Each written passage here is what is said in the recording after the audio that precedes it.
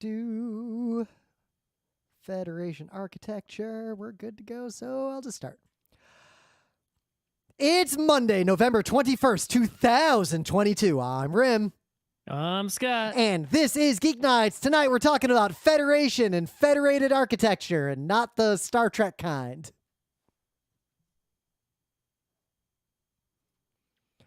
So, a little parable that is relevant to the conversation Scott and I had right before the show. That's my opening bit today.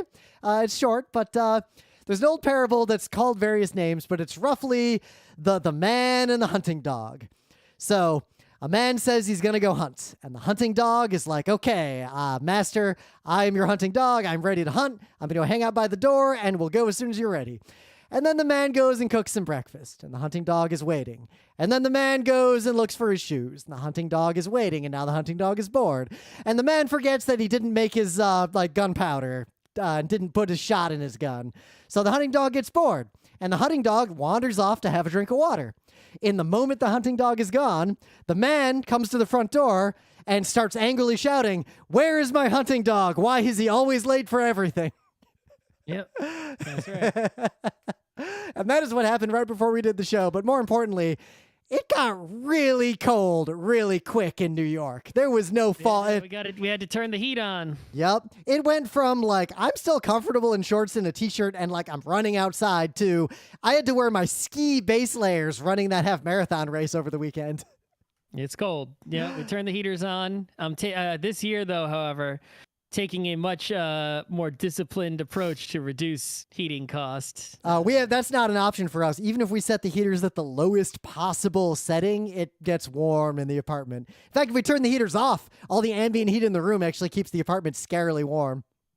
No, what I'm saying is like, the heaters, right? It's like we got 3 of them. Yeah. So it's like at night, turn 2 of them off that we're not using. Right? Yeah. That kind of situation, right? It's like, don't turn the bedroom one on during the day. Just close that door. Yeah. Make that a cold room, and then just, turn it on when it's time to go to bed. So the one in the computer room basically never turns on anyway because all the equipment in here. And the bunny room, we can't get cold because the bunny's in there. We don't have as many options. Yeah. Mm-hmm. But yeah, the internet says that to be the most energy efficient, I guess, obviously the most energy efficient would be to freeze. But, it says that you should keep your heaters at your thermostat during the day when people are actually using the rooms at 68. And then at night, you should lower it to 60 because you're under a bunch of blankets, right? And that every degree that you go up from that, not only are you spending a lot of energy, right, but you are costing yourself 3% more money per degree. So if you set it at with a lot of caveats, like in an apartment building where you don't pay for heat and it's just a boiler that's running whether you use it or not. Yeah, that's right. Obvious. We're talking about where you control the heat in your living space. Yeah, like mostly if you have a house. Right, but yeah, like if you can set it, then it's like, think about it. If you're setting it to 70, it's like, what's 3% times 0.3 again, right? Compounded another 3% on top of that. It's like, that's your heating bill right there. It's like, I've always complained, there are people who are real misers who always, everyone's cold. It's like, it shouldn't be cold, right? But, it's like I'm wearing a hoodie inside, right? It's like, it's fine, Honestly, though, our apartment gets so warm, even if the heat's not off in the winter, just, nature of New York City and like this particular apartment, I'm often wearing like shorts and nothing, and it's still warm. And even sometimes I just have to open the windows in the winter. There's a lot of factors that go into it, but yeah. Or our IT where we had to keep the windows open so it didn't get dank. Right. So, saying for the sake of your wallet and also the climate change, right? Don't just suddenly crank up the heat because it's cold. Yep. So in the news, you might have seen this. The FCC has a new, more accurate broadband map of where there is broadband, how much of it in America, and you can zoom into pretty shockingly specific detail now in a way that you couldn't before. Yep. So the reason that the FCC collects this data and produces this map is so that they can, they've got there's a lot of reasons, right? So first is that, people who live in the United States can see what internet is available where, all right? Just a consumer public good information. Yep. Right? Businesses would also be looking at that, right? But also the FCC is regulating these broadband providers. So when they make certain promises like, we'll increase, broadband coverage in rural areas, or we'll promise these speeds in these places. It's like, well, let's see what you actually delivered, right? You came to us and said you did it. Let's see what you actually did. And let's look at the reports, right? Yeah. So it's taken a long time to update the map. The previous map was very old, out of date, inaccurate. And it was not granular enough. It was on the level of a census block, which is really big. The new map, you can look at a single address, and it'll tell you which providers are there at the address, how fast their service is, and how much they charge for it. And it's pretty much the whole country is covered. So this is going to be really useful for, it's going to do a lot to put pressure on the internet service providers, right? People can look at, all sorts of shenanigans can now be uncovered, right? Journalists can look and see if there's price gouging going on in certain areas, right? Towns who are, doing, zoning and all that kind of stuff can be like, hey, Verizon, you want to wire up our town? Well, looky here. It says you're not doing it right. Yeah. All kinds of stuff like that is going to go down, and this should result in improved, broadband coverage for, anyone who wants it.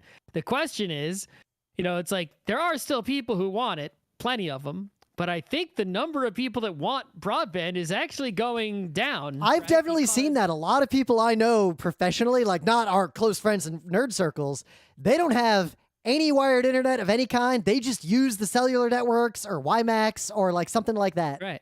I feel like some people, a lot of people just get a Wi-Fi in their house and that's it, right? Yep. Maybe, but that counts as broadband. But a lot of people aren't doing that. They're just phones and tablets are connected to, cell towers if they're in the area, right?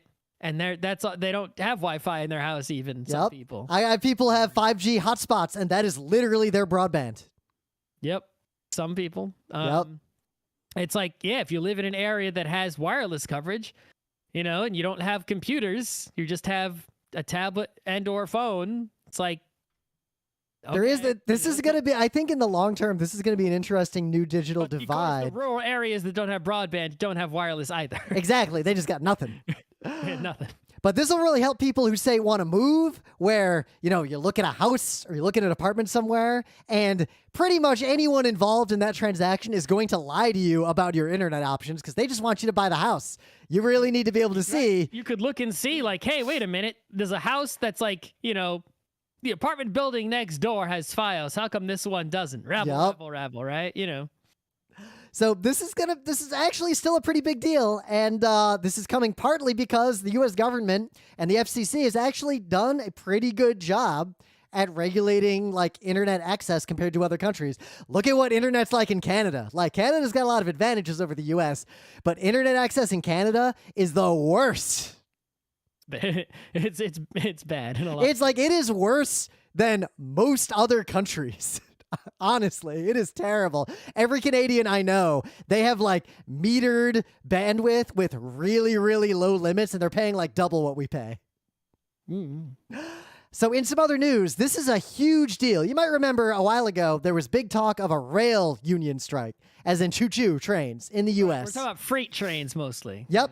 So not so much the passenger trains in the U.S. That strike was averted because a number of the large unions had voted to ratify a labor deal that had been reached with the U.S. federal government. These workers are kind of special in that they can't just strike. There's consequences and nonsense that I don't want to get into because there's a broader picture I want to talk about here.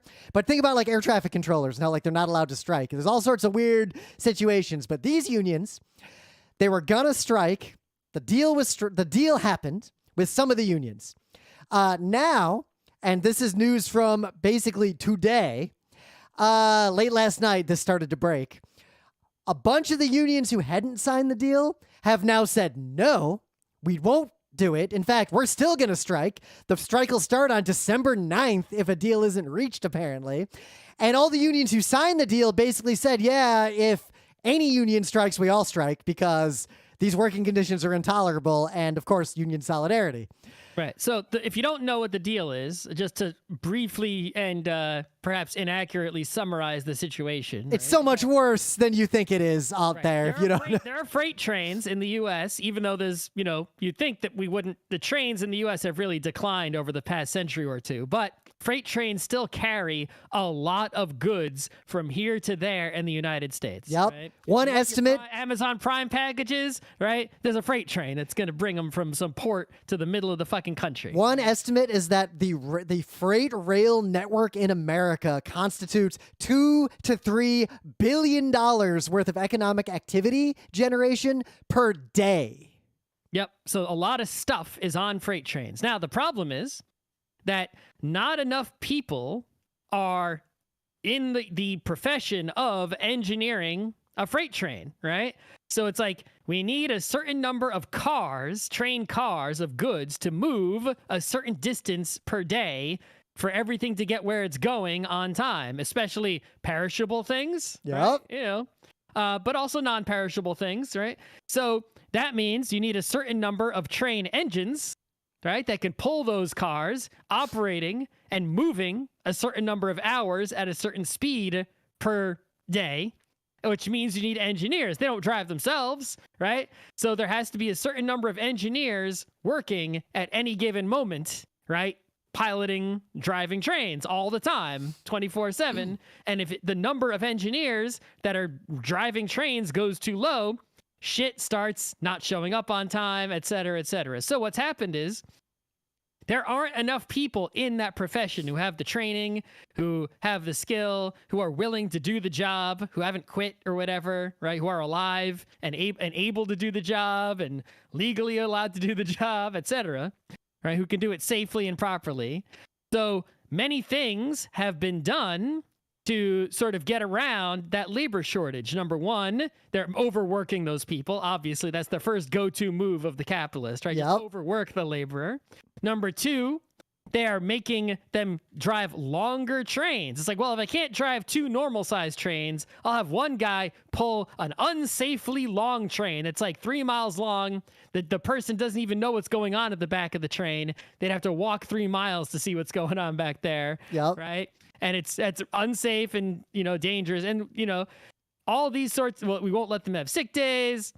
That's pretty much the big thing. They are not even asking for more money. These workers, despite generating, $2 billion of economic activity a day, they are not asking for more money. All they're asking for is the ability to take sick days off and have a few vacation days. Like, they are not asking for much. Right. And I'm sure if there were enough train engineers, right, to get all the boxes, the train cars to where they're going on time, that even the evil capitalists who run the train companies would be like, okay, all right. The reason they're not letting them have sick days and overworking them is because there aren't enough of them. If they let them have the sick days, then they probably won't be able to get all the boxes where they need to go. But the union has made a very strong case that the reason they can't hire anyone is because no matter what the pay is actually pretty good in a lot of cases. The working conditions are so intolerable that no rational person would take this job unless they're forced to. This destroys your life. You literally cannot take days off. You are on call. You are working long shifts. If you get sick, you have to come to work or you are punished or fired. Full stop. So what do you do, though? It's like if you make the working conditions, right, you sort of get, when the labor shortage gets to a certain point, you get into this difficult situation where it's like, well, if you don't overwork the people you have, you fall below the threshold and you're in big trouble, right? You have to overwork the people you have, but overworking the people you have makes it impossible to attract new people, right? Yep. And then you can't escape the pit that you're in.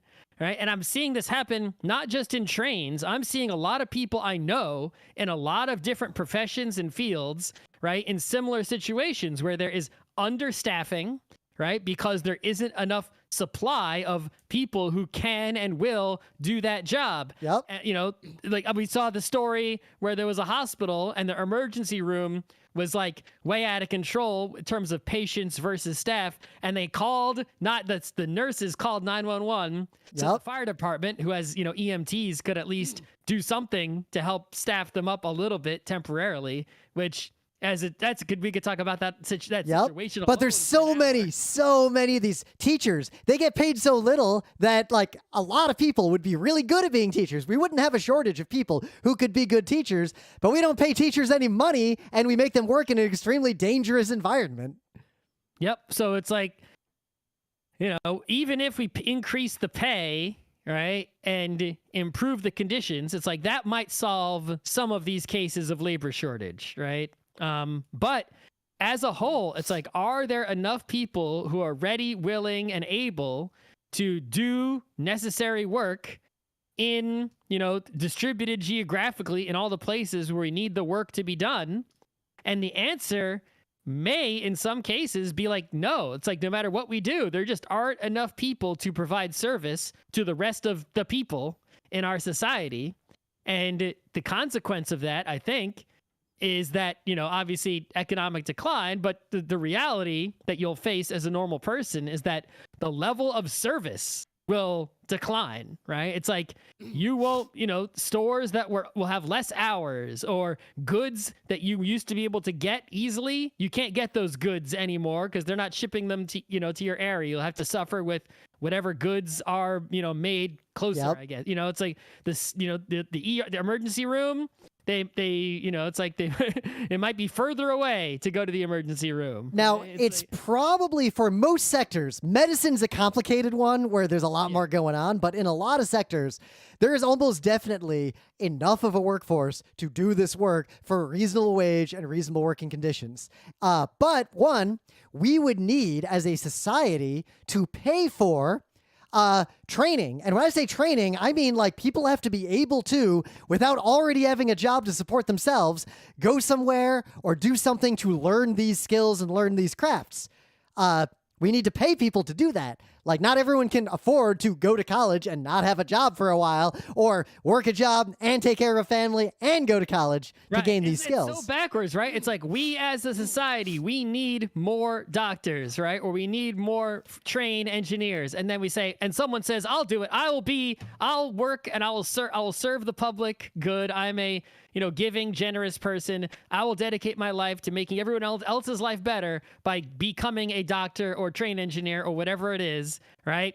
And then they'll say, okay, if you want to learn that skill, come take the training class. It costs this much money. But wait, what? You said you needed people to do the job. Yep. Why do I have to pay you to learn to do the job? You're the one who needs. It's that dog comic. No take, only throw. That's right. It's like, what? But it gets even worse because we also, let's assume we solve that problem. Like the labor supply is not the problem, just our fucked up society is. We could be in a situation where even if we solve that, right, there's a timing issue, right? It's like, okay, we'll train you, we'll pay for you to learn how to drive a train. It will take 5 years training. It's like, we don't have 5 years, right? That's too late. But if we let you do it any sooner, you won't be trained enough and you'll fuck up and derail a train. So what are we going to do? But it gets even worse because even if we solve that problem, a broader fundamental problem, and again, it comes back to capitalism and our society, is that the trains are a public good. Just like mass transit is a public good. They cause economic activity to happen. They make the world work. They make lives better. And yet, as a society, we demand that these things generate a profit for someone instead of paying for them and investing in them so that the output is not profit, but the thing existing in the first place. Right. It's like even if the train company itself comes at a loss, right? It's like, yes, but all the businesses that use the train, right? If the train moves faster and nicer and better, right? The profits of all those companies will increase and sort of collectively cancel out the loss on the train. Case in point, the internet. The internet was built by the government and then given to the private sector to do whatever the fuck they wanted with. And now, what percentage of our entire global economy just runs on this internet that the government built for us?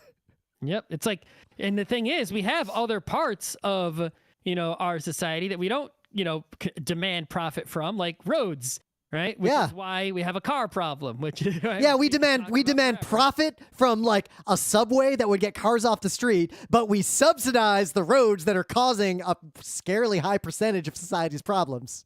With free parking for everybody. Yep. So the last thing that you should internalize is I did pull up the stat. 40% of all long distance trade in America runs on these trains. Mm-hmm. If there is a strike, So there will be of the shit that's on the shelf in your stores would just be gone. this strike. Idling 7,000 trains would trigger immediate long-term retail product shortages and widespread manufacturing shutdowns.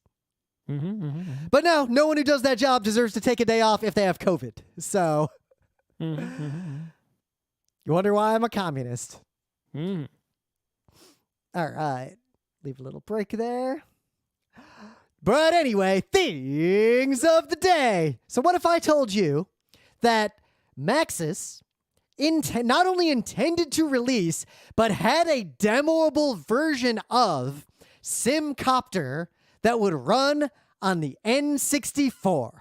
Right now, I remember Copter. I remember seeing it in the game store on the shelf, and I remember hearing that, like, yeah, you could fly a helicopter around your SimCity 2000 cities, and I was like, oh, that's cool, but like, it didn't seem like even at that time when it was brand new, it didn't appeal to me as something that was worth spending money on. Like, I imagined myself flying around my city and looking at it and being like, that's cool. And then playing the little game that I guess it's a game where like you can rescue people with the helicopter or something. Yeah, and like break up traffic jams and like if the Sim City has a fire, go fight the fire, that kind of stuff. Sure, but it's like I'd rather just play, I don't know, fucking... I mean, 1990, mid to later 90s, I'd be playing TIE Fighter, X-Wing, Quake. Like I had plenty of games to play.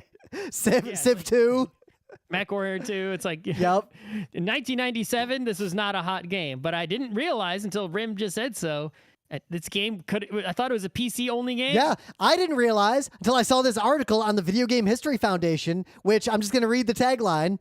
In 1997, Maxis revealed a new version of Copter for the N64. 2 years later, it disappeared. We found out why. And what follows is a shockingly detailed, extremely well-researched, long and fascinating article. This is a wild ride that is worth reading all the way to the end. Good Lord, is this fascinating. This is the kind of primary journalism and basically video game archaeology that the world needs. My hat is off to you. This article is fantastic. And at the bottom, tons and tons and tons of sources, including interviews with Shigeru Miyamoto about this. So in a also video game preservation story. Ooh, an unintended theme. Perhaps a less positive one, but not entirely negative, right? There was, a game called Ridge Racer. Ridge Racer! Which, but we joke about the Ridge Racer guy, right? Hyping up whatever. I think it was a PSP Ridge Racer, I think so. But Ridge Racer, Ridge Racer 1, there weren't really games like that before Ridge Racer 1. That game was This article will tell you the history of Ridge Racer, but it was originally, a sort of top-of-the-line driving sim for the day, right? Yeah. And that technology went on to be used in the original Ridge Racer, which had versions of which had 3 monitors, right? 3 CRTs, and was pretty high-quality deal. Ridge Racer was a big deal. And apparently, I didn't know, there was a game called Ridge Racer Full Scale, which was basically Ridge Racer, but you sat in a full-size car. Well, full-size in quotes because it was a Mazda MX-5, which is the tiniest car. But it was still a car, right? That obviously it was just the body and the seats. With the engine, I don't think was. If I still didn't think that cars were a literal existential threat to humanity, an MX-5 is actually the kind of car I'd probably have. The point is that they put this car, right, and they wired up the pedals and the wheel and the buttons in the car to an arcade machine, some arcade boards. I think 3 or 4 boards, right, for the arcade machine. Yep. And then for monitors, they had 3 giant CRT projectors, right, that were just taking up your full field of view. So it was you're playing Ridge Racer, but in a full-size car, which is why it was called Ridge Racer Full Scale. And to set one of these up was a lot of money. And not many of them were set up in the world. I mean, in the space of this thing, you could put 12 crane games. Exactly. So the question is hey, are there any of these left? And there was one left in the UK, and it was in one of those arcades that's in a warehouse somewhere. Nah. But if you read the article, basically I'll summarize it so you don't have to read it if you don't want to, is that somebody went there and played it and it wasn't in great shape, but they got it barely working and they broke a bunch of records on it. Like the best Ridge Racer went there to go and set all these records and record them and, get speed runs or whatever. Talk about a world record no one's going to beat on real hardware ever again. Exactly. And then, it fell into more disrepair and someone got it out of the warehouse. But then it was like, oh no, there were like photos of it outside in pieces, rotting, not doing great. Whoever had it wasn't taking good care of it. Everyone was worried, something, right? And then more recently, I don't know exactly when this article is from, but I guess more recently than that, somebody was like, hey, I bought this house and all this stuff was left over. And they suspect it may have been the person who had it sort of getting their shit together and trying to not all right, the comments on this article are from yesterday and today, so I think this article is very new. They're trying to act like they weren't the person who let it rot outside. They were a person who bought a house and discovered it, right? So, it doesn't matter. The point is they had some of the game, ripped from the ROMs, but there were some graphics chips, right? There were like these empty graphics in the game because that were special for this version. But those seem to are now being recovered, right? So good news for Ridge Racer Full Scale. Bad news for Ridge Racer Full Scale. I don't think it's going to be a lot of work to set up the hardware. We'll see if that ever happens. I feel like the best bet would be for someone to emulate or make an equivalent similar experience with a car as like a thing. That's the kind of thing some nerd would just like roll into MagFest one day with. Yeah, I think, that would be cool. Is like somebody else. You don't have, it's like it would be cool to get actual Ridge Racer Full Scale, but it's like just make a similar setup. Get a car. Yeah. Right? Take all the shit out besides the steering You can get a car that doesn't really work for $. People will pay you to take that car. Right. Put it down, right? Set up the wheel and the pedals so that they are a controller, right? You still have a tiny circuit board in there, right? And then get a computer. Get a new enough car to have electronic throttle and stuff so you can hook into that instead of having to like build components. Projectors that are low latency enough, right? And hook everything up to a computer and write a piece of driving simulating software that displays on 3 projectors. And right, and then if you want, you could run Ridge Racer Full Scale in MAME on that computer. Do it without Roku. Make an initial D. Sure, go ahead. In the meta moment, the GeekNights Book Club book is Alif the Unseen. I read a chapter. I read 1.5 chapters. Ooh. Alif the Unseen is a masterful... Chapter 0? The chapter I read was chapter 0. I also counted chapter 0. Full disclosure. Alif the Unseen is a masterful debut novel, an enchanting, incredibly timely adventure worthy of Neil Gaiman. In an unnamed Middle Eastern security state, a young Arab Indian hacker protects watch groups from surveillance and tries to stay out of trouble until he falls in love with the wrong woman. Wondering, right? So here's the question, Rim. Right? Yeah. So chapter 0 is a lot like, say, like Princess Bride, where it's like, the grandpa and the son, right? Yep. So but it's also the way it's written. It might not be an outside situation, right? It might be that chapter 0 is inside the same. I am predicting now. I am confident. 1. I am confident. And if I'm wrong, I'm wrong. That chapter 0 is within the story itself directly. I am very 50-50. sure. Chapter 0 could either be Grandpa Princess reading Princess Bride, or chapter 0 could be in the universe 50-50. And I kind of like that it's constructed that way. That's clever. Yeah. Otherwise, PAX Unplugged 2022 on Sunday, December 4th at 11:30 a.m. Eastern Time in the Crab God Theater, also known as Room 113B. We will be there with Why Is This Game Taking 4 Hours to Play? With significantly less dunking on Everdell and more talk about things like Marvel Snap. Because I think in the original version of that panel, I spent way too much time talking about Everdell. That game, however, does take way too fucking long for how good it is. Because when Sutton gets caught in your craw, Yeah, it's like when Rim gets a thing caught in his craw, he just can't stop himself from talking about it way too much. Well, it was partly because that was the first game, like, playing Everdell once was actually the impetus for the original This Game Takes Too Long panel, because I remember I was playing it, and there was one card, exactly one card, that has a weird, like, political mechanic. See exactly what I mean. Yeah, right? but I saw that card, I was like, wait a minute, that card is literally the reason this game takes so long. Yep. WTF. My process for writing a panel is I got something I got to say. Let's go find supporting evidence. Rim's process for writing a panel is run a comb through his craw and see what lands on the table. What was I mad about over the last few months? Ooh, here's a panel on why competitive and casual can't coexist. Yeah. Anyway. Otherwise, of course, Twitter is just dying. Like, find us in other places. Stay tuned. Just go wherever. We don't know where everyone's going to be, but we're going to try to just put our stuff everywhere. Do you think you have something so important to say that, like, I need to hear it? Like, you really, like, need to interfere in my life and email us information to me? Well, you know what? If you want to do that, you could send me an email. Yeah. Worst case, hard to figure out. Worst case, we'll block you if it's bad and you can't email me anymore. Our website is frontrowcrew.com, and you can find ours on the internet so easily. Right. But I want to point something out.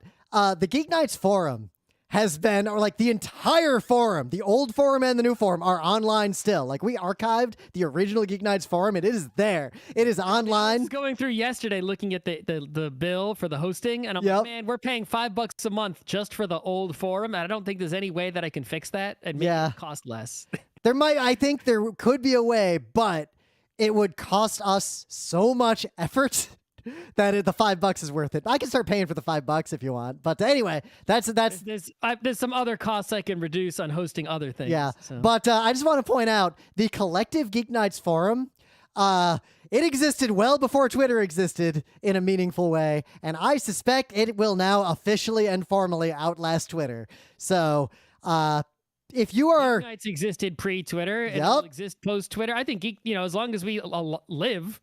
Yeah.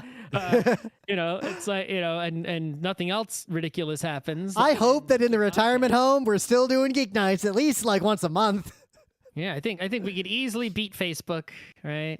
But my advice to you youngins... Facebook doesn't predate us, though. So. No. But my advice to you Facebook appeared while we were in college or leaving college. Yep. But my advice to you, if you're younger than us, this might feel existential and you're looking for a new platform to go to. That is not the way to look at it. Every platform fails. I have seen platforms come and go several times. It's just been a while. So. I've seen Facebook's collapse off the shoulder of Orion. I have used so many fucking platforms. MySpaces and Napsters. And LiveJournal, DeadJournal. LiveJournal still exists, kind of. There was a forum if you want. inside of Prodigy that I role-played as an elven wizard extensively for years, and I didn't know what to do when Prodigy went down. I think, theoretically, if I still had... I think it might still be possible to play Gemstone with my Ooh. Right?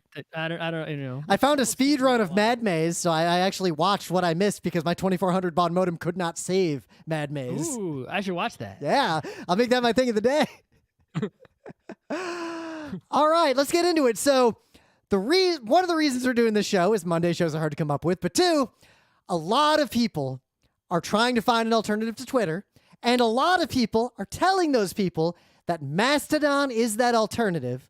However, very few people understand what the deal is with Mastodon, and Mastodon's architecture is confusing to people who don't understand the concept of federation. Right, so we're going to talk mostly about Federation, and then at the end, we'll complain about the specifics of Mastodon, right? Yep. So the idea with Federation is basically... that's the way internet applications are supposed to work, right? All the early internet applications and the ones that still underpin, what we use on the internet today are federated protocols, right? HTTP, right? With web, right? Is federated, right? Email is federated. There was a thing called XMPP that still exists. That's federated instant messaging. Well, think about DNS. We did a show on DNS a long time ago. DNS federates down till it points you eventually at the small little private fully owned empire that'll answer your question of what IP address you're looking for. Right. So what federation just means generally is that as opposed to, say, centralization, right? Centralization is I have a service, Twitter, right? Even though Twitter might have servers all over the world, right? In different data centers and all sorts of cloud providers and all, right? It's not just one computer, but it's owned by one company and one organization and one set of, technological people have access to it. Yep. And they are centrally orchestrating all of those computers in concert, right? And that's it. There's no like other Twitters or anything like that, right? So a federated model is decentralized, right? It's like anybody can have a Twitter. I made a Twitter. It's called Scott Twitter. Rim made one called Rim. We can all make Twitter servers that are standalone and completely independent of each other. Imagine if the web, right, HTTP, never became popular, right? Like no one else used it, but you could still make one web server. That's the only web server. And if someone had a web browser, they could visit it and it would work. It just wouldn't be any other websites, right? It's like, that's the one. But then someone else could set up a second website. And it's like, do those websites have anything to do with each other? No, they're two completely independent things, right? It's just they're both speaking the same language. HTTP is the language they speak. So if your web browser speaks HTTP, you can visit these different web servers, right? Yep. If you have an email server, it's like, I can just start an email server. No one can stop me, right? You don't need a license for that or anything. There's no law. Yep. You could just start trying to send emails and saying, hey, if anyone wants to send me emails, send them here, right? And just start getting and sending emails. People might block the hell out of your emails. Yep. Spam. But you can try, right? You just start up your own email server. What's anyone going to do about it? Right? Exactly. And this is how the internet should work, right? Because it's like resiliency. Yep. Right? You can't take email down. Right? Gmail might be down, but email can't go down. Yep. B, this way, you can have a separation of concerns. Someone can run the web server that does X, completely independent of any dependencies on the person who runs the web server that does Y. I don't need to coordinate with Scott if I'm going to make a website or do anything. Yep. You don't need anyone's permission to get in on the game, right? You could even, if you want to, there's going to be a guide for how the language is spoken, right? And you could divert from that guide. No one's going to stop you. Yeah. Right? But your shit might break if someone else tries to speak to you in the standard dialect and you have a weird dialect. But maybe you get other people to agree with you and start speaking your weird dialect, and you could add more features that other websites don't have or other emails don't have, or, it's like you can do stuff like that because everyone does what they want. Everyone's in charge of their own computers. They use their own computer to do their own thing, but all the computers speak the same language. And when you have a lot of computers independently governed, but speak in the same language, powerful things start to happen. All right. Like you can start sending emails to people, and as long as everyone's, cool with it, it's going to work. Yeah. It's like, it's kind of weird when you think about it. It's like, I have a computer at Google and I tell that computer at Google, hey, Google computer, send an email over there to Microsoft computer. And the Microsoft computer, some bits start coming in on that Microsoft computer, and the Microsoft computer agrees to look at those bits. Like you could just send any old bits. Yeah. and it's gonna actually agree to look at those bits for free. I mean, what are those bits? Right? I could, from a Linux command line right now, I could cat dev urandom into and pipe that straight into a TCP connection to Scott's IP address if I wanted to. Yeah, you could just start sending random bits to Microsoft's email server on the SMTP port. Yep. And it would look at those bits and it would look at them and say, that's not an email, garbage, right? Yep. But you can do it. And it's like their computer will look at bits for free, but their computer is programmed such that if the bits that come in look a certain way, and it looks at those bits and it says, that looks like an email. It's from someone at Gmail. Does everything look right here? Yup, this actually came from Gmail, and it's for someone at Outlook. You know what? I'm going to actually pay attention to these bits that just arrived from the internet. Yep. And I'm going to do what they say and put an email in someone's inbox, right? And it's not spam, right? It doesn't say Viagra in that email. Yeah. Okay, let's do it. Let's do it. We're going to do it. So think even about these companies and different people who have completely separate, unrelated computers, right, are agreeing to like send bits to each other, look at whatever bits show up, and behave in a certain way when those bits show up, and they actually do it. It's yeah. like, And like you're used to email addresses, something at something dot something like that. You just think about that. What does that mean? That is the result of a nest of federated services using other federated services. In the old days, if you were on Prodigy, you had a Prodigy username. You want to message another Prodigy user, you just type their name. Just like in an old phone network, you would just dial like the 4 local digits, and that would connect you to someone on the local switch, and that was it. So that @ sign was sort of an invention. That was an appropriation of a sign that was used for another purpose. You're literally saying, I want Scott at appresh.net. I want to talk to the user Scott, and the @ sign is saying, and I'm telling you that I know Scott lives at appresh.net. Wherever the fuck that is, I don't know, I don't care, but that's the address. I'm putting it on the envelope. And all the computers involved, even though they're all owned by separate people, right?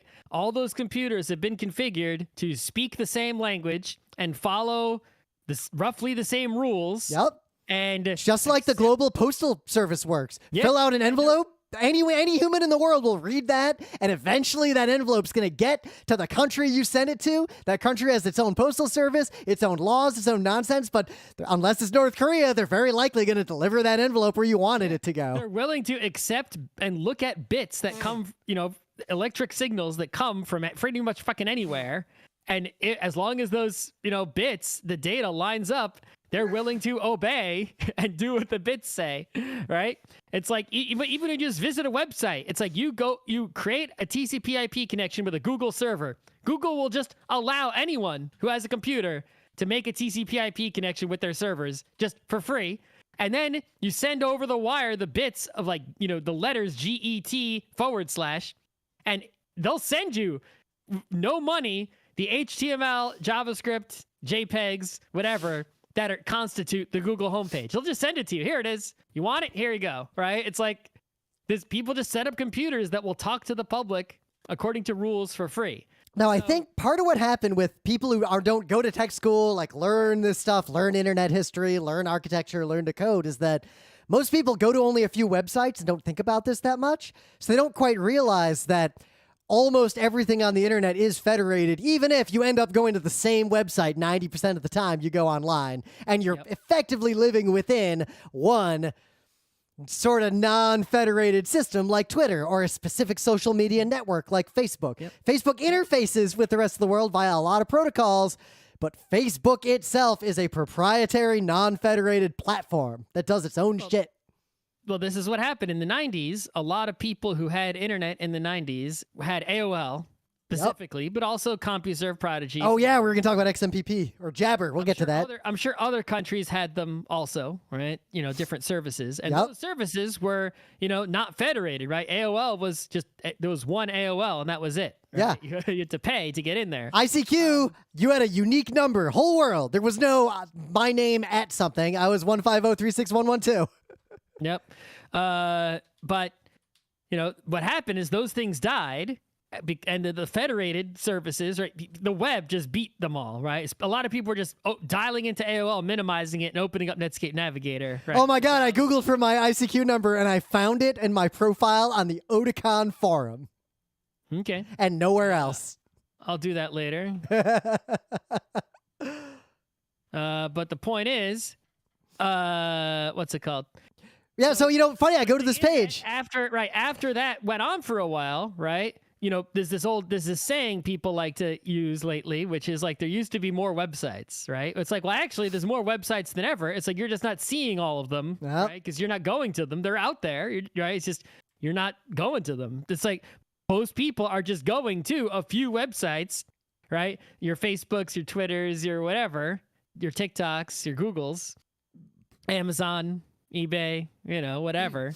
And those websites are basically embedding or including or linking to all the other content. Yep. Right? And people are just doing everything through, these single services that are, it's like they are websites. So the web is federated, but the single website on its own, it's like the only one that's providing that particular service, right, as a solitary thing. So a lot of people, like there was an article in WAPO talking about how much of a problem the fall of Twitter is going to be because so many governments use it to make official notifications. There's a lot going on there, but a lot of people consume the news by looking at Twitter. They get a whole feed of just links to websites and embedded nonsense from Twitter. Twitter's where they get everything. Not like the old days with RSS where you would have an RSS reader that was hitting 100 different RSS feeds all over the internet. You have all of that collapsing into one proprietary platform, into one proprietary feed. Yep. So, yeah. So some of the other federated things that people don't know about, right? We mentioned XMPP. So XMPP was basically in the days of AIM, right? AOL Instant Messenger. Yep. There was also MSN and Yahoo Messenger. And ICQ was still around. Yeah, ICQ. But all those messengers were individually, right, centralized, right? It's like you couldn't message someone on MSN from AOL, right? It didn't work. Yep. So on your desktop, you had an MSN client and an ICQ client and an AOL client always running all the time. Yep. Or just one of them and didn't talk to people on the other services. Yep. Right? But there was a thing called XMPP, also known as Jabber. And Jabber was basically federated instant messaging. I mean, it still exists, but it's just not heavily widely used. Yeah, the protocol, this is important to what we're going to say in about 8 minutes. The XMPP protocol that came out of Jabber outlasted Jabber itself and is now a critical part of the internet. Yes, XMPP is still around, but not a lot of people use, there's some people, I'm sure nerds are, right? But the way it worked is AOL and Google actually both at points in time supported XMPP. And what you could do is I actually did this is I had my own XMPP server that I ran at my own domain, right? Was at Front Row Crew or at whatever, and people on AOL and people on Google Hangouts could message me and I could message them all with my one instant messaging account. Yep. Right? And it's like all these things are talking to each other, but then AOL and Google both pulled the plug on that, right? Now, why were they federating their instant messages and then unfederating them? Well, the reason is from a capitalist perspective, is pretty clear, is that if the service you are providing, right, becomes federated, then you yourself become basically a commodity.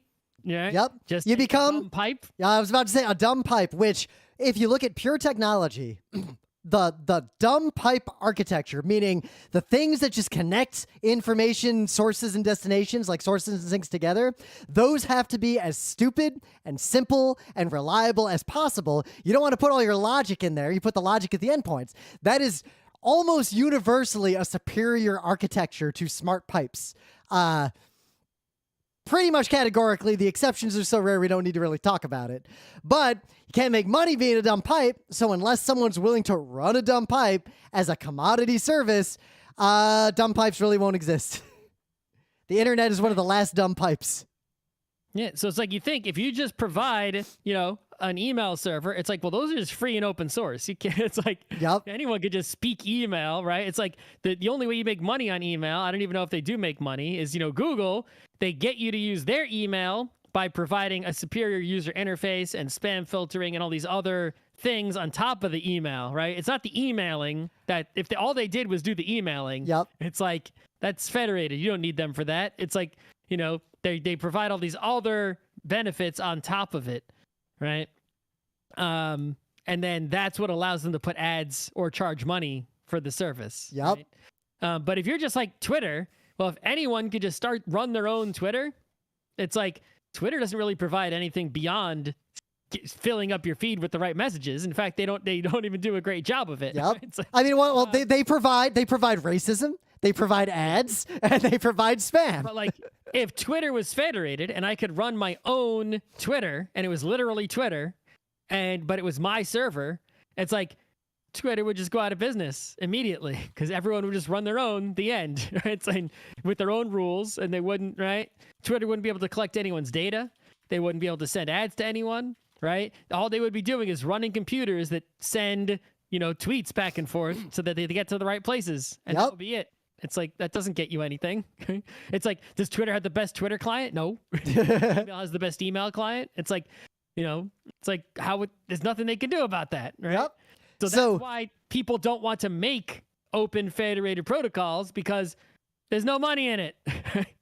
Even though the architecture is generally superior. And thus we get to, what's the deal with Mastodon? Mastodon is basically just an implementation of a way to use a protocol called ActivityPub to do something like what Twitter does.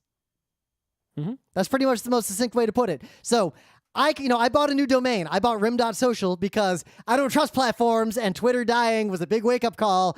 I let my guard down for a second. More than a decade. I used Twitter heavily. I lived in that ecosystem. I didn't really have alternatives to it, and now I got to abandon it. So I got rim.social. I have a domain to do whatever I'm going to do in the future. So if I want to be on Mastodon, I could run a Mastodon instance on my domain, rim.social, and then my address on Mastodon would be rim@rim.social. And I can subscribe to anyone else using Mastodon anywhere in the world, unless they block me. They can subscribe to me, and the ActivityPub protocol kind of just makes it work. That's basically what Mastodon is, a single implementation of this protocol. And there's a whole bunch of other very similar things like PeerTube, or there's one for podcasts. There's a million of them. They're probably all going to fail over time, but they're all out there. So you could go and read. It's a W3C protocol, the ActivityPub protocol. You can go read about it. You can, implement it yourself, right? Or you can get some libraries, and right. Mastodon is just currently a popular program that uses that protocol to do basically what Twitter does. Yep. Right? But you could do other things with the protocol. You don't have to make a Twitter. You could do other stuff. Yeah. The point is that Mastodon's specific implementation of this protocol doesn't seem to be that great. It's got a lot of issues. Yep, which we won't really get into in this show, but having read the documentation for the server itself, it would be a pain in the ass to run. It is, I would say it is, if in the old days, before modern Steam, if you wanted to run your own Counter-Strike server on your own bare metal, it's one step less pain in the ass than that was. That's about what it feels like. It's not that well documented. There's weird options. It does mostly just work if you get it going, but the way the servers implement Federation and the way they actually do it lead to a lot of unintended consequences. Mm-hmm. So I don't think Mastodon's going to be the thing in the end, but I do think some evolved form of ActivityPub and some federated world is going to be the future of Twitter-like social media.